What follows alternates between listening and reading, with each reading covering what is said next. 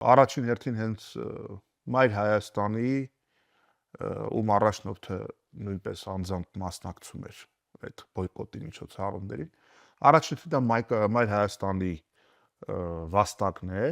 որտեղ ի տարբերություն շատ տարաբնույթ քաղաքական ուժերի մենք գրեթե ողջ խմբակցությունով 3 ամիս շարունակ ամեն օր առավոտյան այդ սառնամանիքին եղել ենք տրանսպորտի մեջ եւ քաղաքացիներին կոչ են կարել բոյկոտի եւ սա տարել են եւ նաեւ առաջին դրա բերումով է որ 300 չմնաց դեպի սկզբանե 300 է անցկացրել դարձավ 150 150-ի մասով երբ որ 150-ը ֆիքսվեց իրենց կողմից էլի Մայր Հայաստանի առաջնորդի ջանքերով մենք արեցինք ստորագրավակ եւ Հայաստանի Հանրապետության տեղական ինքնակառավարման մարմինների պատմության մեջ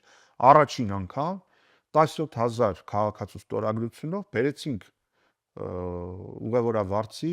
նախագիծ, որպեսզի քննարկվի նիստի ժամանակ։ Եվ իշխանությունները ուղղակի փախան դահլիճից։ Հիշում եմ այդ դրվագը։ Ճողոպրեցին փախան դահլիճից։